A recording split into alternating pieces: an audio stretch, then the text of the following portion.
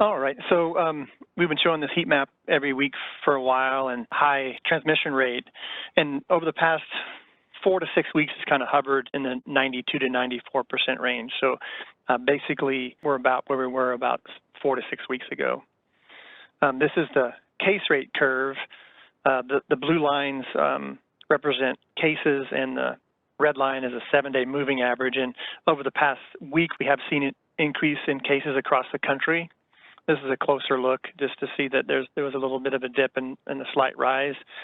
And again, we've seen kind of these dips and rises before. Hospitalizations across the country have decreased a little bit as well, which is good news.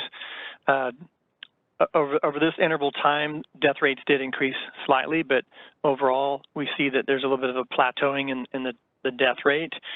And as we mentioned a couple weeks ago, increased cases increased hospitalizations, which increases deaths. And so it would make sense that as we're seeing a little bit of decrease in cases, that we're seeing decrease in hospitalizations and deaths. Albeit the case rates are still high, and these numbers are all high, but they seem to be plateauing a little bit.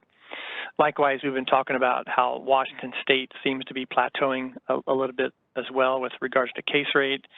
Certainly with the hospitalization rate, we've seen a little bit of a plateau and a plateau with the death rate in Washington State. In Walla Walla County, our case rate seems to have flattened out a little bit as well. It does bounce around a little bit.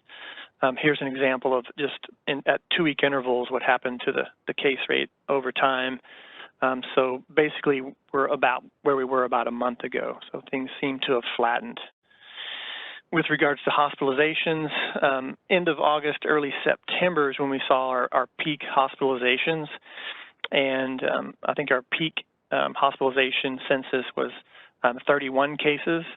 Over the past week or so, we've seen somewhere between 14 and 15 cases on the census per day.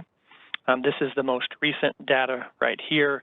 As of today, we have 18 COVID cases in the hospital, and of those, 12 are unvaccinated. 5 of those are in the ICU, and 4 of those cases are unvaccinated. Per county, most of these are Walla Walla County residents, 13 out of the 18. Also, the state put out a report, and I made a video of this and summarized this, and you can find that on our website and other social media accounts. But once again, it just shows that in the young age group, age 12 to 34, those that were unvaccinated were 6 times more likely to get COVID and 30 more times likely to be hospitalized. In the 35 to 64-year-old age group, people were 5 times more likely to get COVID and 21 more times likely to be hospitalized. And in the 65-year-old age group, they were 4 times more likely to get COVID and 9 times more likely to get hospitalized with COVID. As far as deaths, there wasn't enough data in the younger age groups, but they did show that there was an 8-time increased risk of death if you're over 65 and unvaccinated. So. Last week in Walla Walla, we had 3 mobile clinics, and we've had 5 clinics at Southgate. We're trying to keep our cadence of Tuesday through Saturday, 9 to 5. In Walla Walla County total, we delivered about 360 vaccines, but at these efforts here, 233 vaccines.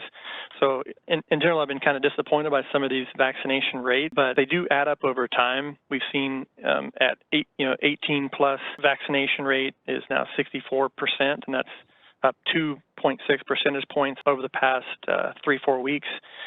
12 plus, it's at 60%, and that's up 2.7%. And single dose in our county, 62%. So we're basically making some base hits, increasing our vaccination rate with the vaccine lottery and things like that. We're hoping to get a little more increased demand. This is a summary slide of some of that. Also, there's been a lot of questions about the booster doses, and on Friday, the FDA met and they did agree that those 65 and older likely would benefit from boosters.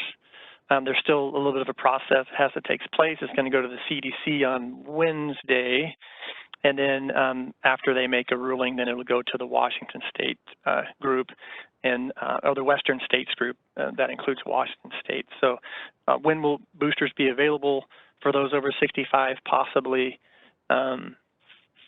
next week. We'll just have to wait and see. We're always concerned about can we handle the burden of boosters in our county, and this is some data came from Department of Health that looked at some of the census data for Walla Walla in that demographic, and this is per week. The volume is somewhere between 200 and 2,000 doses in a week.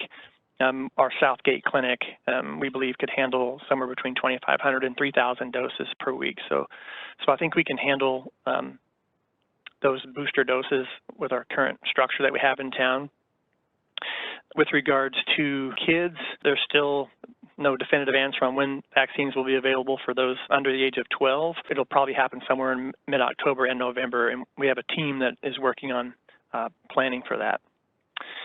So we're recommending that our community members protect themselves and potentially win some money. The vaccine lottery started last Tuesday, and there's plenty of access for vaccines at our Southgate clinic, but also at the pharmacies and some private clinics as well.